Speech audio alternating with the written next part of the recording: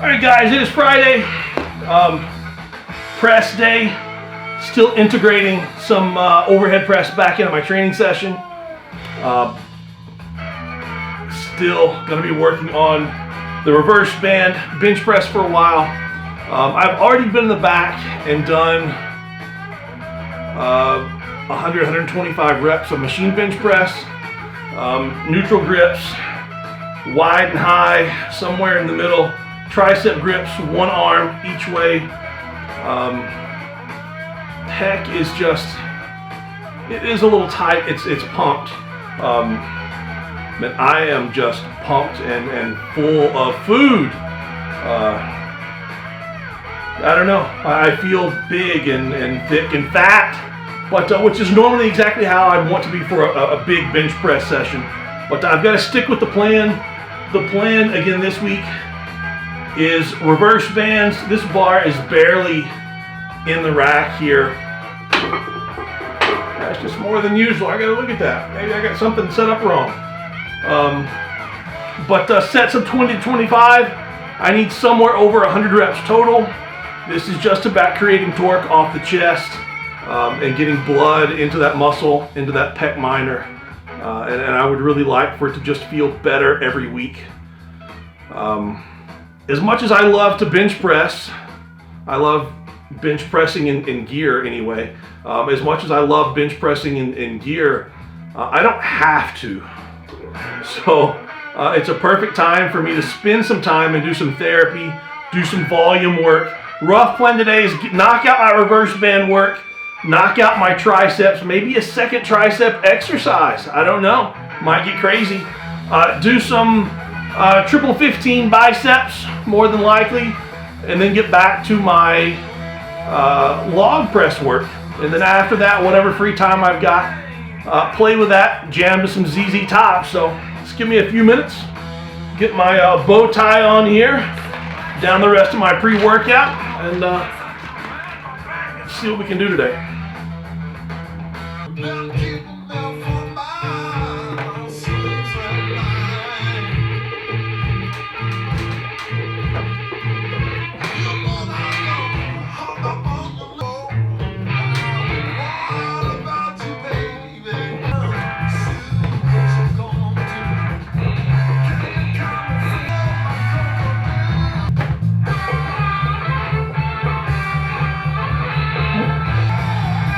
Five.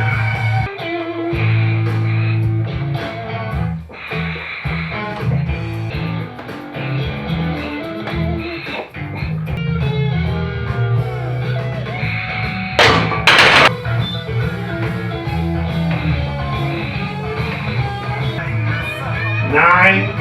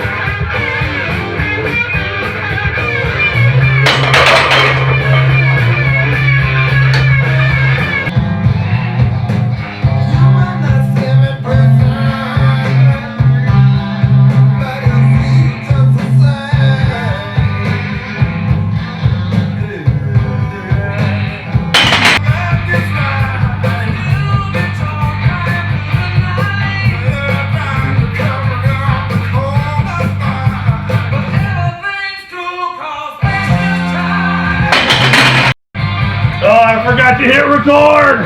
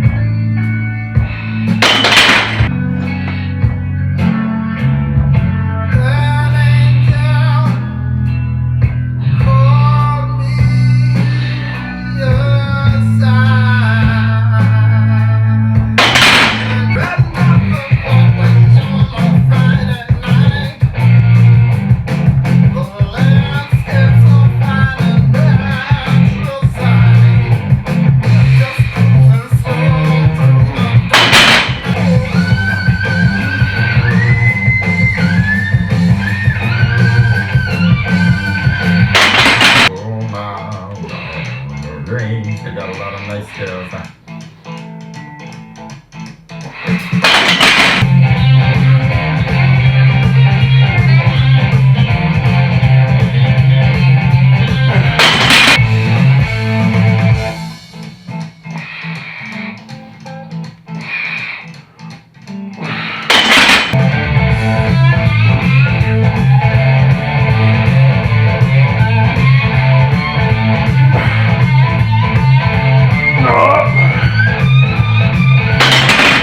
Oh, my teeth failure.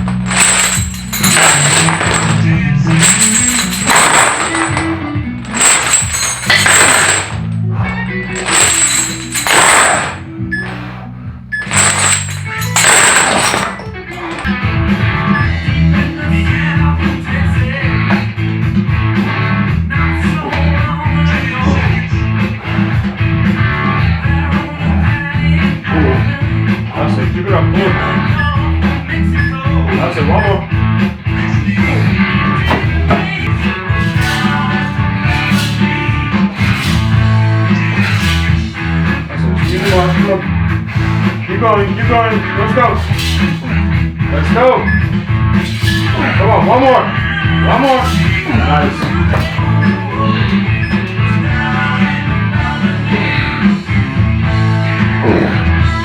That's good. Make it go. Make it go. Let's go. Come on. Two more. Let's go. Let's go. Let's go. Come on. One more. Let's go.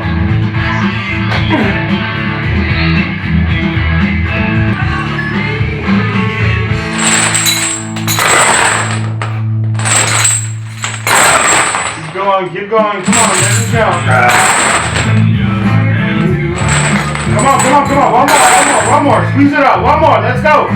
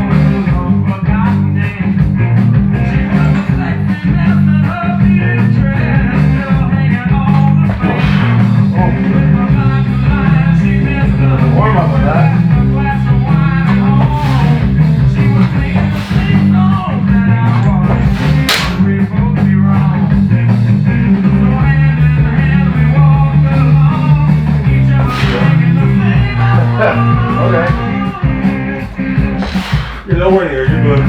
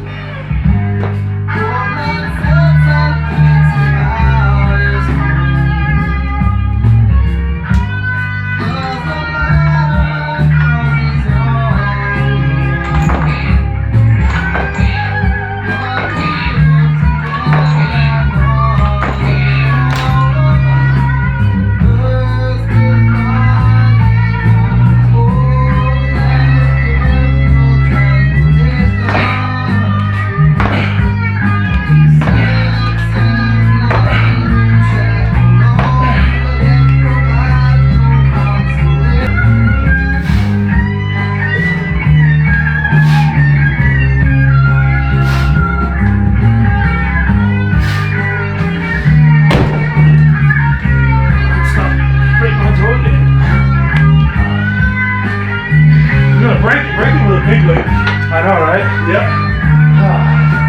That'd be embarrassing. Empty log. Oh man, I'd never live it down. Nope.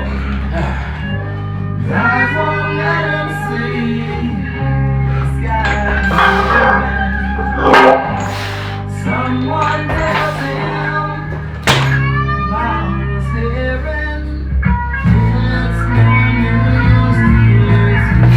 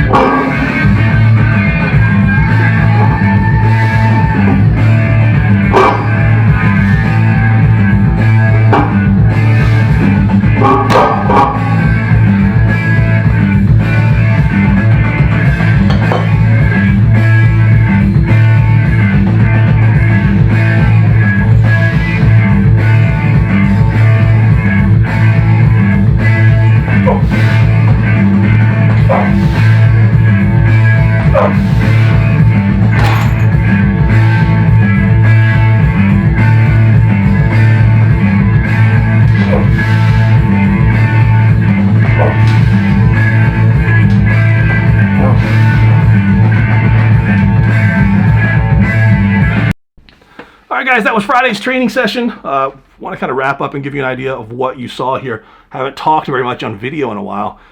Today was an interesting session. Went through the bench press. You saw me go through all that. I did 10 sets somewhere. All the reverse bend work. I could tell that on some of the sets I was pushing a little too much with the right pec. I'm feeling it a little bit as I'm pressing. Not a sharp pain, but it just, you know, that pec minor feels like it's something really, really thick going across there.